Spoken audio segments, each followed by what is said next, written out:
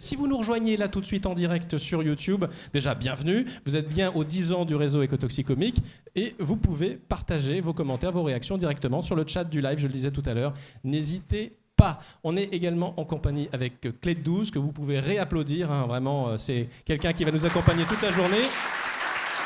Et ça a été évoqué, diffuser les connaissances, mais oui bien sûr.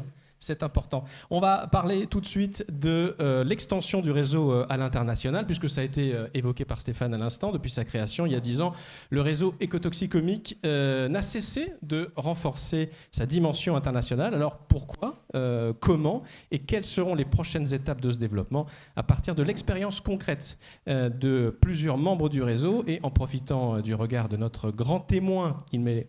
Maintenant, il est temps de la présenter, Madame Sylvie Nazaret.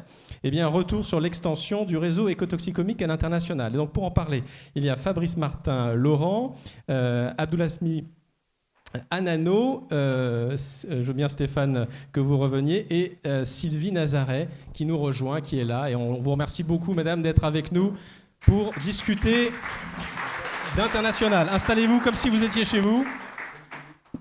Vous avez un micro pour nous partager votre expérience de cette question.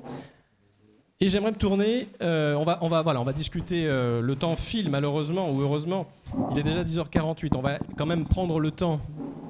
Bonjour madame, installez-vous, merci d'être là. On va prendre le temps de revenir déjà sur les origines de cette évolution et puis on parlera ensuite d'exemples concrets, ça me paraît important d'incarner les choses. Je me tourne tout de suite vers monsieur Martin-Laurent. Bon, ça a été dit tout à l'heure, hein, vous êtes un des promoteurs du réseau. Dès la première réunion informelle, on est en 2013 à Lyon. La dimension internationale, elle est discutée tout de suite en fait. Oui, pourquoi ? Tout à fait. Donc, comme l'a rappelé Stéphane, en fait, c'était une réunion avec une approche participative où il s'agissait d'identifier les enjeux qui seraient portés par maintenant ce qu'on appelle le réseau d'écotoxicologie microbienne. Et parmi ces enjeux, l'enjeu international est apparu quasi immédiatement. Alors c'est vrai que comme on n'était pas structuré, on ne savait pas trop comment l'appréhender, donc ça a pris un peu de temps à le mettre en place. Mais la volonté, c'était réellement de mobiliser des collègues francophones, européens et internationaux, pour les emmener avec nous sur le développement de ces concepts d'écotoxicologie microbienne pour répondre à des enjeux globaux. Parce qu'on voit bien que le changement climatique, l'anthropocène, c'est des enjeux globaux qui nécessitent une vision globale pour fournir des réponses qui sont liées à notre sujet favori, l'écotoxicologie microbienne. Donc, les quelques grands jalons du développement à l'international, Stéphane l'a montré, c'est évidemment donc ça c'était les premières étapes et l'identification de l'enjeu international. Donc, l'un des premiers jalons, c'est effectivement aujourd'hui 94 membres, comme tu me l'as rappelé Stéphane, du réseau, donc sur 240 qui sont issus de pays étrangers et 43 pays représentés au sein du réseau. C'est aussi l'organisation de 3 colloques internationaux, un en 2017 à Lyon, un en 2020 en distanciel et en 2022 en présentiel à Montpellier. Et puis en 2024, notre premier colloque en Suède organisé à l'extérieur. Et voilà, donc au-delà de ça, c'est aussi des publications scientifiques, 3 issues spéciales dans des revenus internationaux, un dans ESPR, Environmental Science and Pollution Research, une dans Frontiers, et puis une en cours dans FEMS Microbial Ecology. Voilà, donc quelques livrables du développement international. Alors dans mon réseau. empressement à vous donner à tous les 4 la parole, j'en ai oublié de vous présenter, mais bon, je ne représente pas Stéphane Pes, mais Fabrice, vous êtes directeur de recherche à INRA et donc co-créateur du réseau, je l'ai dit rapidement. Monsieur Anano, merci d'être avec nous. Vous êtes chercheur en biologie moléculaire à la Commission sur l'énergie atomique de Syrie, l'AECS. Et Madame Nazaret, vous êtes directrice de recherche au CNRS, directrice du LEM écologie microbienne. Et je vais tout de suite vous donner la parole. Je vous invite à prendre le micro qui est face à vous. Comment vous regardez, encore une fois, on est très très heureux de pouvoir profiter de votre background et votre expérience. Comment vous regardez l'évolution sur cette question internationale du réseau écotoxicomique de façon transverse ? En fait, l'évolution, elle a été assez fulgurante parce qu'en 10 ans, quand on voit le chemin qui a été parcouru avec l'émergence on pourrait appeler ça d'une nouvelle discipline d'interface, et c'était un sacré challenge de pouvoir rassembler des gens de communautés quand même différentes. Et je pense que localement, déjà autour de Lyon, il y avait une bonne dynamique.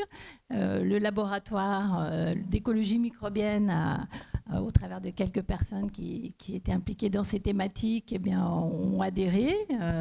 Et puis, voilà, non, ça a été très, très positif et très, très efficace et mené de façon... Faire de la science sur ces thématiques-là, ça se conjugue forcément à l'international. Oui, forcément. De toute façon, comme c'était une discipline en émergence, elle ne peut pas rester limitée à nos frontières, et on a vite trouvé en tout cas de l'écho. Il y a eu très vite, je pense, il y avait déjà des collaborations, et une dynamique s'est vite mise en place. Ouais. Stéphane, je vais donner la parole à M. Hanano dans quelques instants pour... encore une fois, montrer concrètement pourquoi est-ce que c'est important un réseau qui se positionne à l'international. Mais comment s'est passé ce développement? Tout à l'heure, vous présentiez quelques jalons, etc. Mais comment ça a été vécu? Est-ce que d'ailleurs tout le monde était d'accord dans le réseau au début pour, je dirais, ouvrir l'horizon à l'international, ou peut-être d'autres imaginaient qu'il fallait plus se recentrer sur des sujets de proximité, par exemple, avec des acteurs nationaux? Est-ce que c'est un débat qui est venu dans la conversation? Alors, comme l'a dit Fabrice, le débat il est venu vraiment tout de suite. Et je pense qu'il n'y a pas eu trop de débat en fait. Tout le monde a été persuadé qu'il fallait qu'on passe à cette dimension internationale, d'autant plus que ce type de réseau il existait nulle part en fait. Donc il y avait un vrai besoin. Il n'y avait pas d'équivalent dans d'autres pays, et je pense qu'il n'y en a toujours pas. Comment vous expliquez cette spécificité? Et cette spécificité, en fait, c'est qu'on se retrouvait vraiment à l'interface. En fait, on en parlait hier avec Sébastien Duperron, mais j'ai souvent cette discussion avec les collègues. En fait, la première idée de notre réunion, c'était de se dire, quand on va dans des congrès d'écologie microbienne, on n'entend pas trop parler d'écotox. Et quand on va dans des congrès d'écotoxicologie, on n'entend pas trop parler des micro-organismes. Donc en fait, nous qui sommes un peu entre les deux, sur un congrès qui dure 3-4 jours, finalement, on trouvait notre intérêt sur des toutes petites sessions, même si c'est toujours intéressant de s'ouvrir au reste, mais pour vraiment le cœur de nos questions et des concepts, surtout, c'est ça qui manquait, c'était un peu plus compliqué. Donc on s'est dit, on est à l'interface, il faut que cette interface, elle devienne quelque chose, et donc on a créé notre propre interface. Et je pense que les collègues internationaux se retrouvaient un petit peu dans le même cas que nous. Donc ça a été assez vite. Ça a pris du temps parce que c'est pas simple. Il faut acquérir l'adhésion des collègues. Et il faut que ça se fasse petit à petit. Mais il n'y a pas eu trop de débat sur est-ce qu'il faut le faire. Il y avait plus eu du débat sur comment on le fait. Merci beaucoup. Allez, j'affiche cette image parce qu'on change de pays pour le coup. Désolé, il ne fallait pas m'envoyer des images parce que moi je les diffuse. Elle est très bien cette photo, c'est une photo d'équipe. Racontez-nous, où est-ce qu'on est là? Qui est sur la photo? Et puis, expliquez-nous en quelques mots ce sur quoi vous travaillez. Voilà, bonjour. Je suis très content d'être parmi vous dans cette journée exceptionnelle. En fait, la photo, elle parle d'elle-même. En fait, c'est une équipe de jeunes Syriennes qui forment en fait l'équipe nationale de la Syrie de la biologie moléculaire. Et donc, voilà. Nous sommes une petite équipe dans la division de biochimie et de toxicologie au COA syrienne. En fait, nos thèmes de recherche se concentrent sur plusieurs axes, mais le plus important restons en fait dans l'écotoxicologie microbienne. Nous travaillons sur un projet principal, en fait, de faire un plan national au niveau de la contamination des composés organiques toxiques. Il s'agit de dioxines et en fait d'étudier en fait leur effet toxique sur la communauté microbienne, et dans l'objectif final de trouver quelques candidats au niveau microbe qui sont capables en fait de faire le job et dégrader ce composé toxique. Voilà. Merci pour ce pitch. On va vous présenter d'autres images et vous inviter à les commenter. Mais quand est-ce que votre chemin croise celui du réseau Écotoxicomique? Et c'est en 2007, ouais. Je crois. C'était exact. En fait, mon départ avec le réseau était tout à fait par hasard. En fait, j'ai croisé un lancement sur sur le website du journal Frontiers in Microbiology. Il s'agit en fait du premier congrès qui a été organisé à Lyon. Et voilà, je me suis dit, voilà, je vais tenter ma chance et de contacter en fait l'organisateur qui est juste à côté de moi, Stéphane. Et donc, en fait, la réponse de Stéphane était très favorable. Et voilà, c'est parti. Et je suis vraiment content d'en faire partie. Voilà. Vous avez quel souvenir, Stéphane, et peut-être vous aussi, vous avez vu arriver... Je vais laisser Stéphane répondre. Déjà, on a une petite photo souvenir, parce que là... on est où, là ? Donc là, c'est notre équipe de l'époque, puisqu'elle a un petit peu évolué aussi depuis, mais donc il est dans nos locaux du centre INRAE de Lyon-Villeurbanne. Donc c'est tous les membres de mon équipe là qui sont là. Donc Abd a profité de sa venue lors du congrès pour revenir nous voir un petit peu tant que son visa était valable, parce que vous savez que c'est quand même c'est pas très simple pour les collègues comme Abd de venir nous voir. Il y a toujours des lettres d'invitation à faire et tout ça. Donc à chaque fois qu'il en a la possibilité, on se fait un grand plaisir de l'inviter et de l'accueillir parmi nous.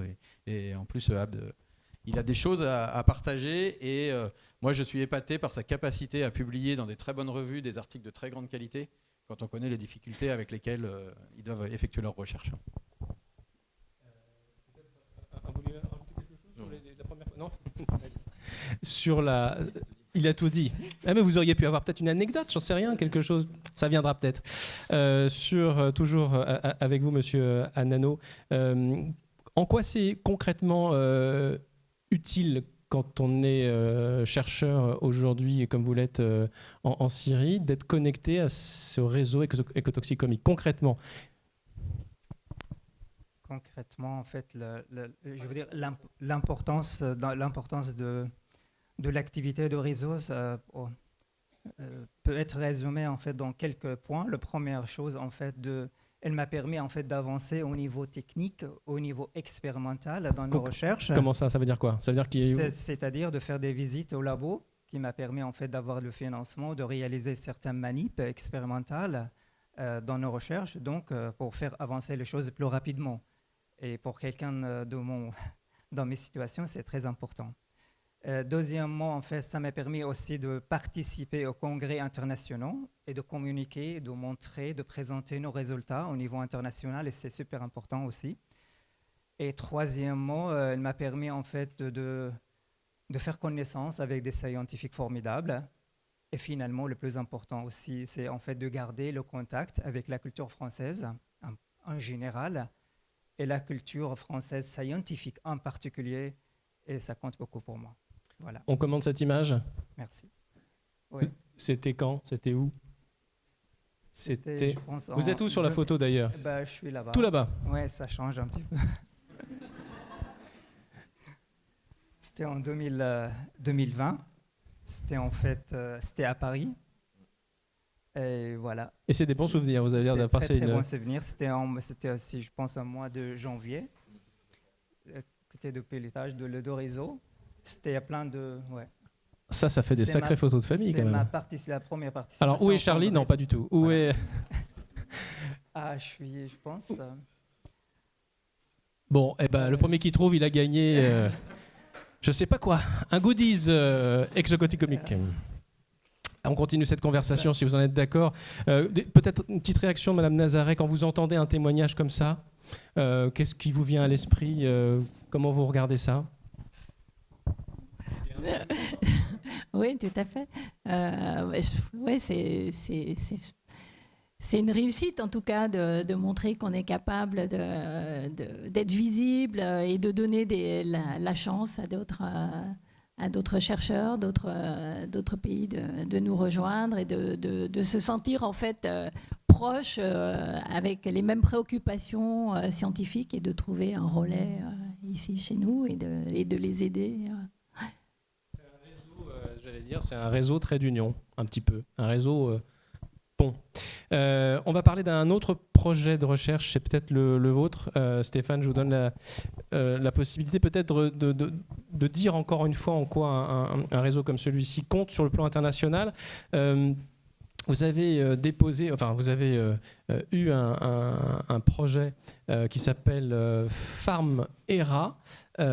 C'était quand? C'était au niveau européen, c'était dans le cadre d'Horizon Europe. Ouais. C'est pour faire quoi? Alors, je vais juste revenir un tout petit peu en arrière parce que Abd, il est modeste, mais juste la photo à Paris, c'était le comité de pilotage, parce que ce qu'il oublie de dire, c'est que le réseau lui apporte sans doute des choses, mais il apporte des choses au réseau, il s'investit clairement dans le comité de pilotage. Alors j'allais y venir après. Mais c'est pas... Pardon, je suis désolé. Alors je n'y vais pas, je reviens sur mon projet européen. Donc en effet, ce projet européen, c'est un projet de type Doctoral Network, donc c'est ce qu'on appelait avant les Marie Curie ITN, je pense que ça parle plus aux collègues, qui va permettre de financer à partir de l'année prochaine 10 thèses autour de la question de la dissémination des micro-organismes résistants aux antibiotiques, des substances pharmaceutiques et des organismes pathogènes. Justement, toujours dans l'esprit de ne pas cloisonner nos recherches en intégrant le continuum depuis les sols, les milieux aquatiques, y compris dans le sédiment.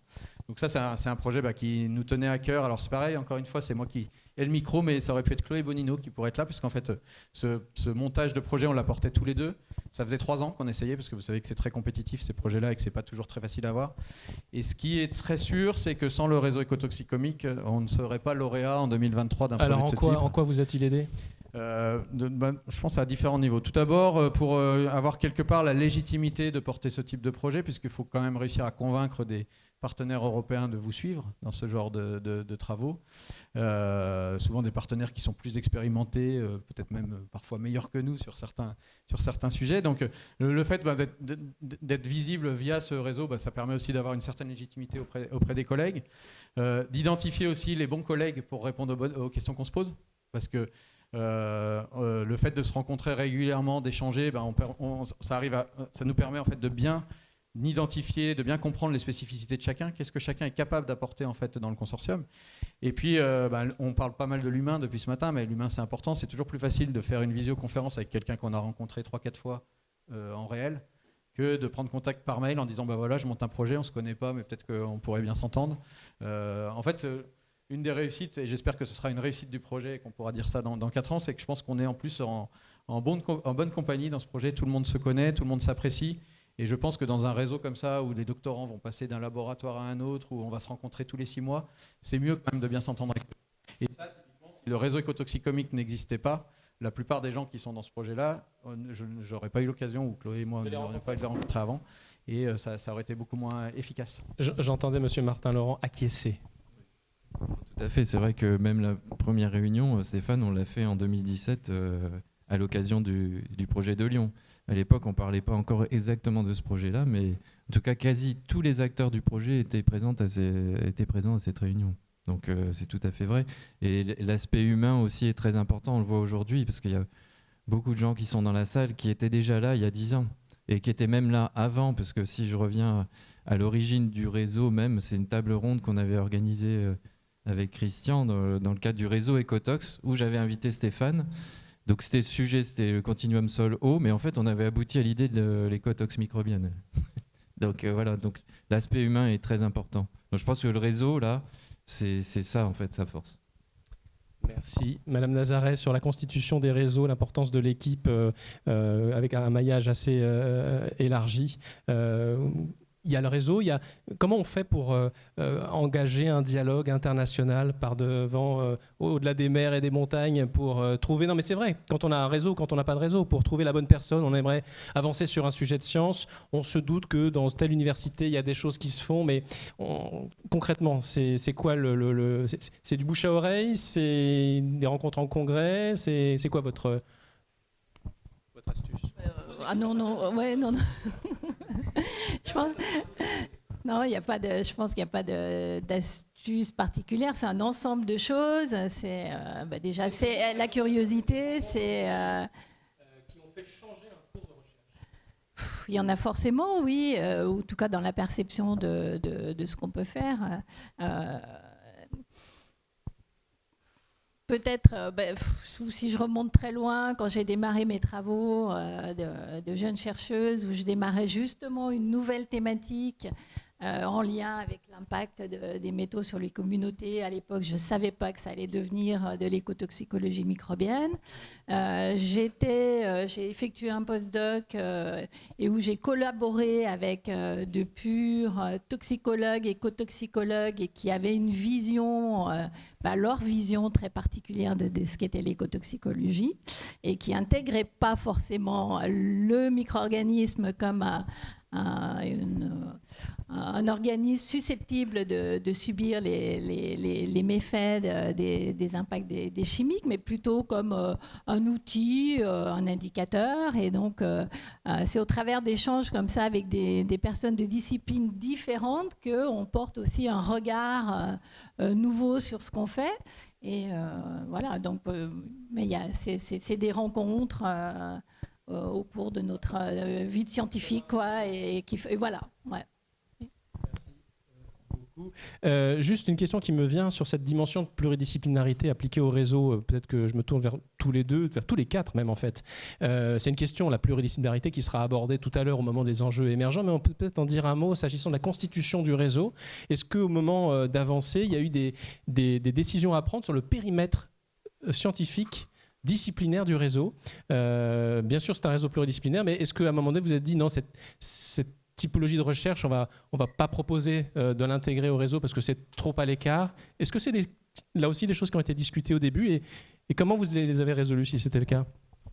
Alors c'est des choses qu'on discute encore régulièrement, parce que à chaque fois qu'on écrit un article pour parler de notre réseau, à chaque fois on se dit faut bien qu'on borne et qu'on redéfinisse l'écotoxicologie microbienne. Donc, c'est une discipline? Non, je sais pas. Allez, on change de table ronde. Non, mais là c'est la débat. J'enlève ma question, pardon, excusez-moi. Je ne sais pas s'il faut ouvrir ce débat parce qu'on n'aura jamais la réponse. Pardon. Mais dans cette thématique, en tout cas, ce qui est clair, c'est que par nature, c'est pluridisciplinaire. En tout cas, en sciences environnementales, parce que si on va jusqu'à la pluridisciplinarité et qu'on rajoute les sciences humaines et sociales, pour l'instant, on n'est pas allé jusque-là. Mais en tout cas, on a besoin des chimistes, déjà, par définition, parce que si on n'est pas capable de caractériser l'exposition aux substances chimiques, on ne peut pas caractériser les impacts.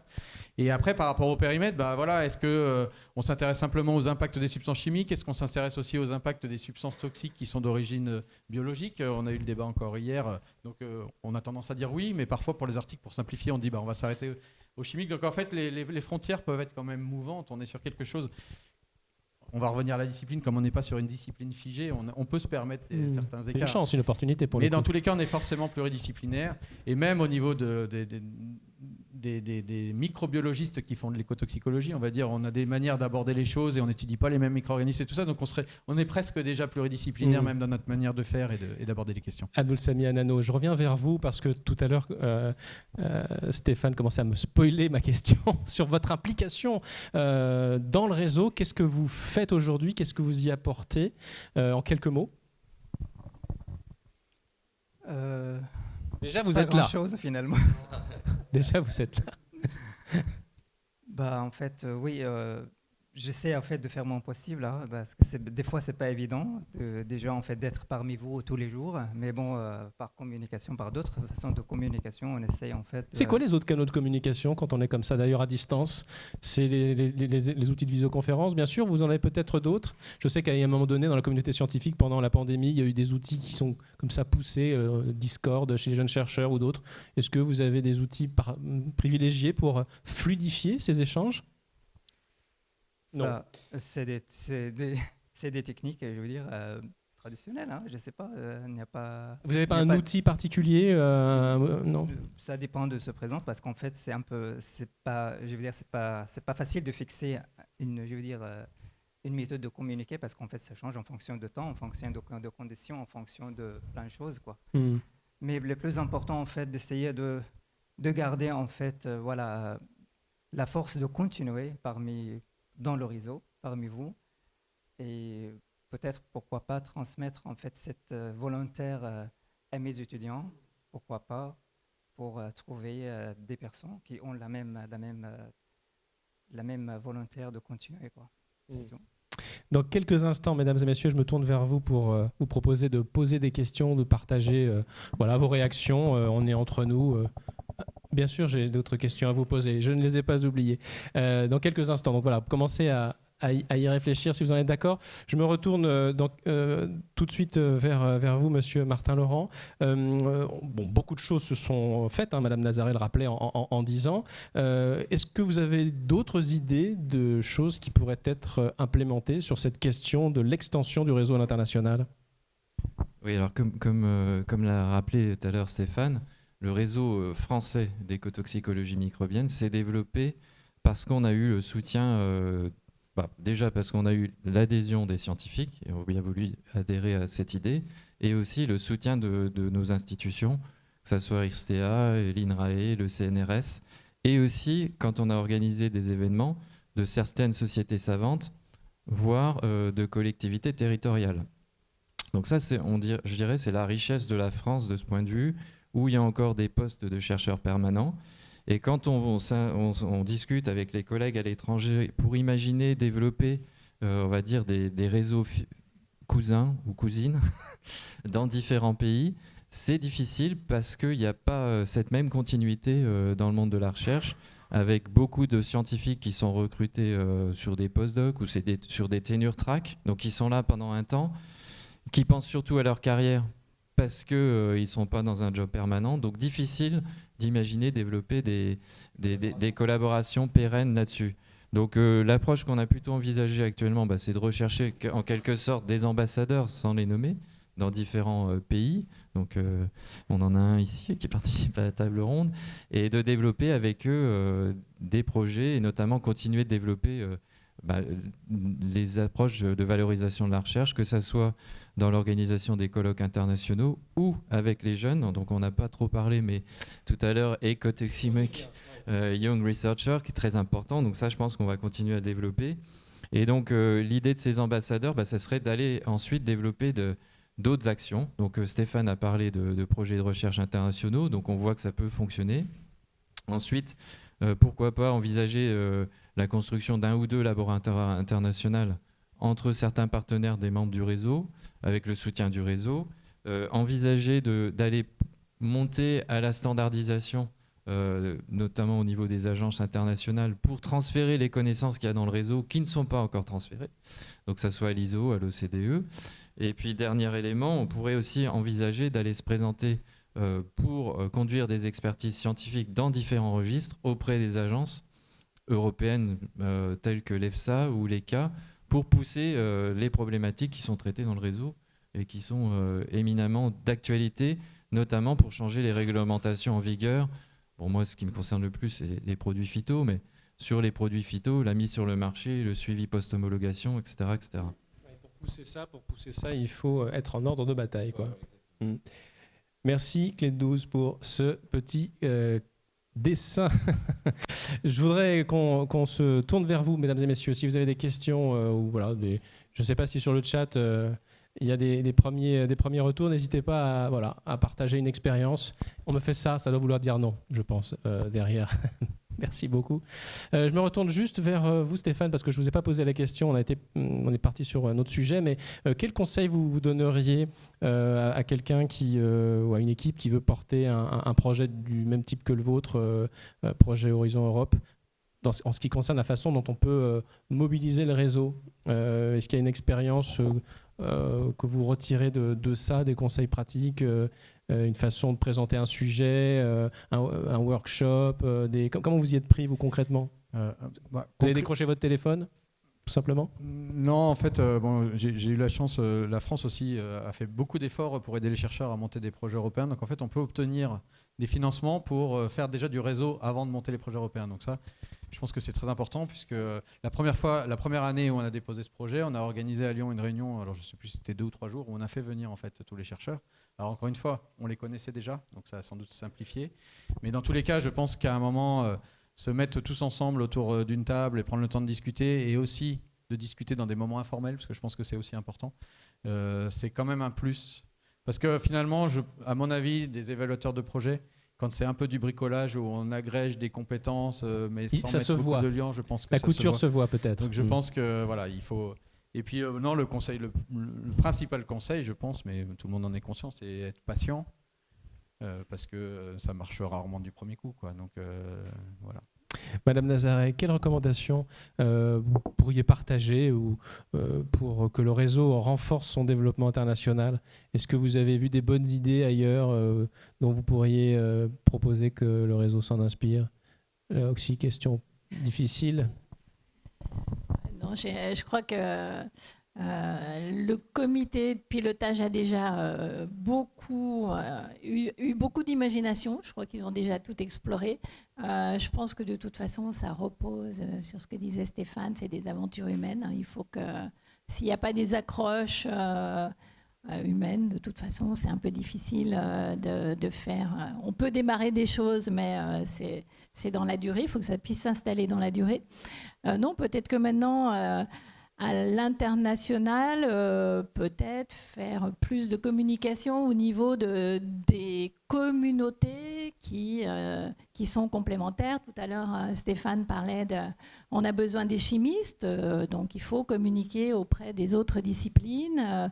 Là, on a mentionné les pathogènes. Il faut peut-être aller voir comment on peut communiquer avec le monde hospitalier et les impliquer aussi. Donc ça, c'est au national, mais à l'international également. Donc à l'international, c'est essayer de trouver des portes d'entrée via des gros congrès pour pouvoir faire connaître ce qu'on fait encore. C'est pour enrichir en fait. Merci Madame Nazaré. Je voudrais juste rajouter un petit point, parce que j'aurais pu le dire tout à l'heure, mais on s'est posé la question plusieurs fois de comment on pourrait intégrer des partenaires internationaux dans le pilotage, en fait, dans la gouvernance de notre projet, pour le rendre plus international. Et en fait, quand on a sollicité nos partenaires pour ça, ils nous ont dit, mais en fait, pour nous, le réseau, il est déjà international. En fait, ça leur pose pas de problème que ce soit piloté par des Français ou des francophones, on va dire, parce qu'on a quand même Abd qui est syrien et puis une collègue belge dans le comité de pilotage. Mais en fait, pour nos collègues internationaux, ils le voient déjà comme un réseau international. Et le fait qu'on ait des actions internationales, des congrès, des numéros spéciaux, tout ça, où ils peuvent venir participer, ça leur suffit en fait. Voilà, c'était juste un point que je voulais préciser, parce que on s'est souvent tordu l'esprit. Voilà, en disant, pour que ce soit vraiment reconnu international, il faudrait qu'on ait des chercheurs qui fassent... et en fait, ils n'en ressentent pas le besoin, parce qu'ils se sentent appartenir quand même au réseau.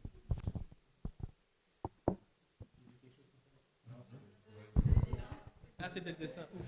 Oui, c'est vrai que je ne vois pas le dessin. Oui, on ne les voit pas, on a le dos tourné. Tout simplement. Sur ce qu'a dit Sylvie, sur la communication avec les autres disciplines, on s'est souvent posé la question sur le positionnement du réseau. On ne voulait pas être une société savante. Donc on s'est reposé sur la FEM, tu l'as mentionné. On communique maintenant avec la SFM aussi. Et c'est vrai que la structuration des sociétés savantes est un peu complexe. Et pour la microbiologie, la seule qui est reconnue à l'Académie des sciences, c'est la SFM, qui elle-même fait partie de FEMS, la communauté européenne, et qui adhère à l'IUMS, l'Union internationale. Donc c'est vrai qu'il y a peut-être un sujet à travailler là-dessus, sur le positionnement de l'écotoxicologie microbienne là-dedans. Bon, après, ça veut dire qu'on sort un peu de ce qu'on voulait faire initialement. C'est-à-dire qu'on ne voulait pas aller de ce côté-là. Donc peut-être simplement communiquer, comme tu l'as dit, ça peut être s'en sortir, enfin, avec les sociétés savantes qui sont connectées de près ou de loin à nos autres disciplines. Et ça me fait penser aussi à quelqu'un qui n'est pas là aujourd'hui, mais Edward Top, qui était là au début. Et quand on parle d'aventure humaine, bon, moi c'est une aventure humaine avec Ed qui m'a marqué, puisque j'ai fait un séjour de coopération scientifique financé par l'OCDE chez lui en 2012, juste avant l'écotoxicomique. Et là, finalement, il revient sur une thématique. Donc terminer sa carrière chez nous sur une chaire de l'INSERM, de chercheur senior. Et donc Ed va contribuer aussi, de par sa venue, à notamment intégrer le concept d'holobionte. Si on peut dire sur les 10 ans, ce qui a bien changé par rapport à l'écotoxicologie et l'écologie microbienne, c'est l'arrivée du concept d'holobionte et des microbiotes. Et donc ça va nous permettre, je pense, les 10 prochaines années, ça risque d'être animé là-dessus, en fait, du point de vue scientifique. Merci beaucoup. Y a-t-il des questions, mesdames et messieurs? N'hésitez pas, si vous en avez, à lever la main. Je viendrai vous tendre le micro avec grand plaisir. Je voudrais vous remercier tous les quatre. S'il n'y a pas de questions, on va tout de suite, il est 11h20. À moins qu'il y ait un mot de la fin, peut-être? Non? Dans ce cas-là, on suit le timing, c'est parfait. Madame Nazaré, vous restez avec nous si vous en êtes d'accord. Et on va tout de suite parler maintenant de jeunes chercheurs.